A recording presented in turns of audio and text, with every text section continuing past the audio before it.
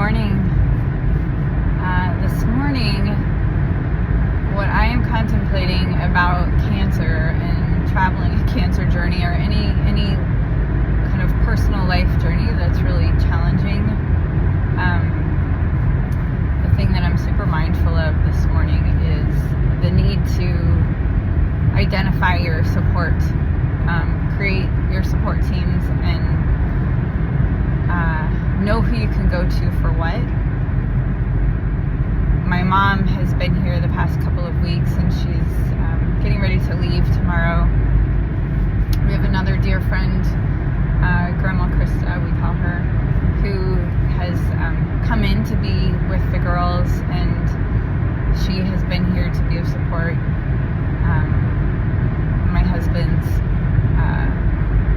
parents, we call them Nona and Papa, they have been a huge support to us, and each of them have been available for different kinds of support.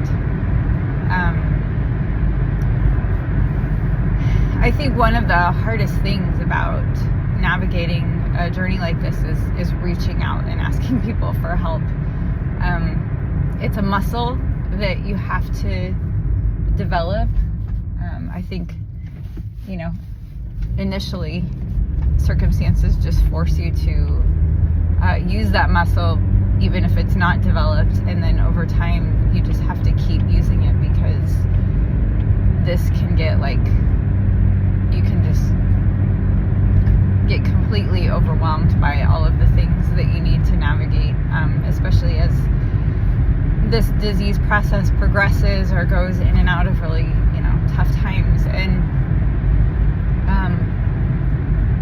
so there's physical support, and that's the people that you call on to help with kind of the immediate needs of house and home and property, and then there's the support for our girls, getting to and from various events when Tim is tied up and I'm tied up with either helping him or with work stuff. There's financial support, and that I had a friend who set up our GoFundMe, and she offered to do that a few days in, and I was so initially, as I was trying to process information about Tim and the diagnosis, I could also feel a lot of my energy going towards holy shit, what's gonna happen to our house, our farm. I just was trying to calculate everything, and that was such a godsend, and it just took a huge weight off of me. And I feel like each time we are in a pinch, just having that set up has been so helpful, because we can reach out and say, okay, we're in another time of need. If you feel moved to help, here's how you can. Psychological support, that comes from friends, it comes from different family members, it comes from counseling. I have certain friends that are my go-to people, and certain, and family members that I just know I can reach out to, and I really do kind of a gut check to see, who's the right call to make right now that will help kind of help me anchor in this moment, and really stay present to what's going on. Sometimes I need to vent and release stuff. Sometimes I just need to really be present and have a good cry. Sometimes it's I need a kick in the butt. And so I'll, who your people are and who will give you what when you need it. So really be mindful of those people. In terms of counseling, that's been kind of an interesting thing, because early on I had tried to connect with a few people for counseling support, and it was just this is not, this is not doing it. And then I connected with, it's really helpful and important that you connect with people who understand cancer, specifically, who understand navigating disease, who understand what the role of caregiver.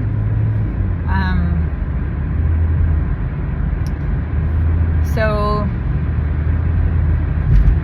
let's see, physical support, psychological support, financial support, and then there's like navigating all of the thoughts and considerations related to end of life. That can be super overwhelming. It can also be really deepening and enriching to go there in a mindful, conscious way.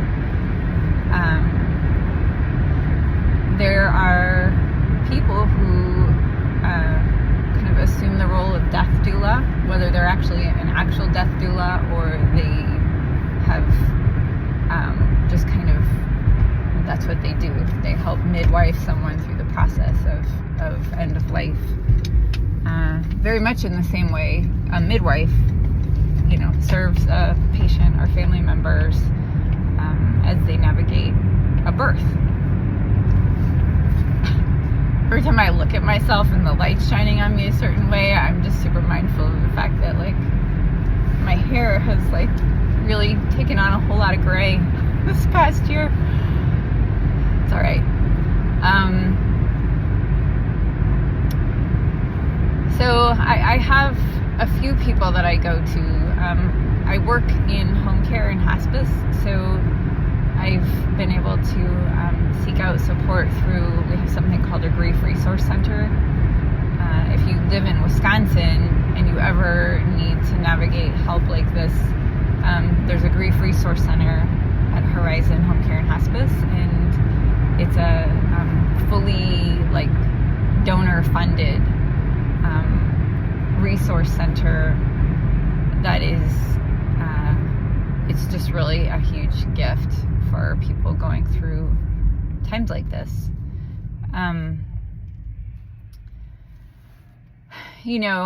For our girls, our youngest went to Camp Kesem last summer, and she's going to go again. And at the camp, she had friends who she met, kids who maybe their parent had a new diagnosis of cancer. Maybe they've been dealing with cancer for quite some time. Some had lost a parent. And wow, that was just, I was hopeful that it would be helpful for her, and the reviews were really positive, but when I went to pick her up, I could feel that she just really landed smack in the middle of her feelings and really felt all of them in the presence of other kids who were dealing with a similar experience. And there's really nothing quite like someone else, who's going through the very same thing that you're going through. I think that's why, so that brings me to this platform here and these vlogs and all of you who keep showing up for us. Social media has its ups and downs, and I've spoken of that before, but I can't thank you all enough for receiving my monologues. Sometimes they feel like vents or rants, sometimes they feel like monologues, sometimes they feel like sermons of some kind. I just can't thank you enough for showing up for me and like holding space through your listening for me to open my heart and just like empty out what's going on. These vlogs and like talking my way through this has helped me really just stay present with myself in this process, with my heart, with my reactions, with my hopes and dreams and aspirations, with my I don't have a ton of regrets. I think the only regret is going back to the time see what was going on. It just was so close to it that I just couldn't see it. So I guess I do have some regret for that, because I feel like if we had caught it sooner, but his physician has assured us that the diagnosis and the genetic mutations that have caused this to manifest in his body in the way that it has, it's an extremely rare genetic mutation. I think if I were to blame anyone, I would blame the chemical exposures that he had in his early 20s. Those can affect people differently. Sometimes they can set the body up to have a cascading domino effect later on in life. Sometimes stressors trigger that cascading effect.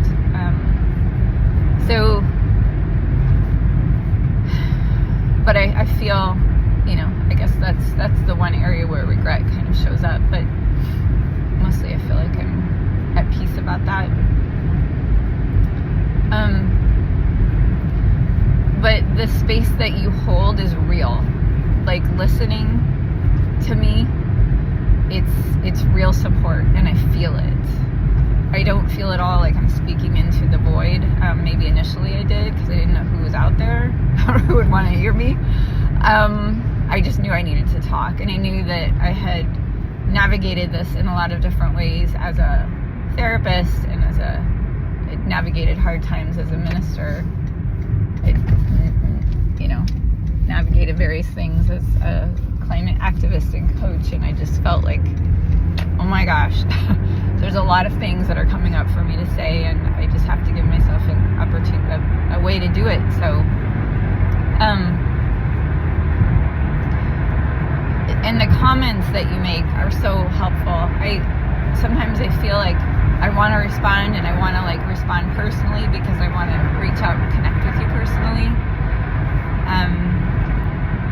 Something that I've been feeling lately is just a need to sit with your comments and not respond right away, because as soon as I respond, your comment goes away from my feed.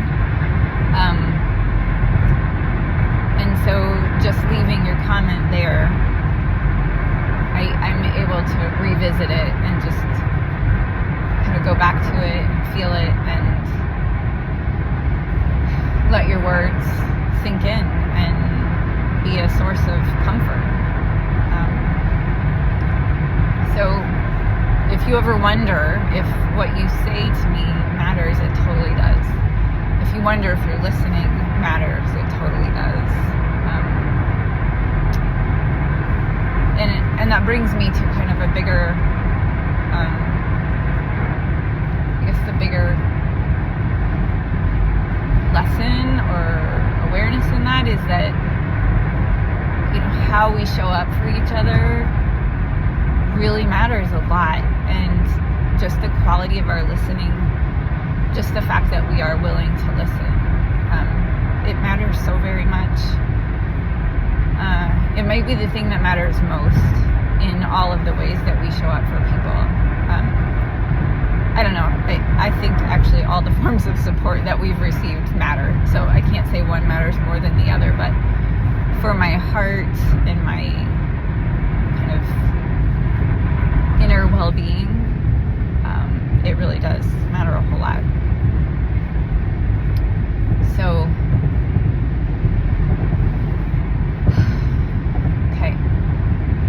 That's all I wanted to say this morning. But yeah, if you're doing this, identify your support team and let them know how they can help you. It's so important. If you know of someone who's going through this, sit with them and ask them to identify their support team. Have them write it down. Have them really get mindful of who they can go to for what. I've had people reach out and say, how can I help you? And sometimes I just have to say well, I need these things, or do any of these look like things you could help with or would want to help with? I'm always, quick to say, if you're going to reach a point where you can't do this, just tell me so that I know, and then I don't have to wonder, because it's really hard to feel like carrying the burden of everything, plus carrying the burden of not knowing whether someone is overtaxing themselves to help you. So, and on that note, I've really had to just like trust that if people are saying they can help, then they can, and if they can't, they'll let me know. And if they're offering it, it's from a genuine place. I think, people want to help. That's my experience, and as I've navigated other people's health situations, that's been my advice to them always, is like, you need help, and you need to let people know how they can help you, because they're just kind of sitting by and they're feeling helpless. And so they want to help, they want to lean in and be available, so let them. But only you can set the boundaries around what that looks like and how that really, can happen in a way that's beneficial. So,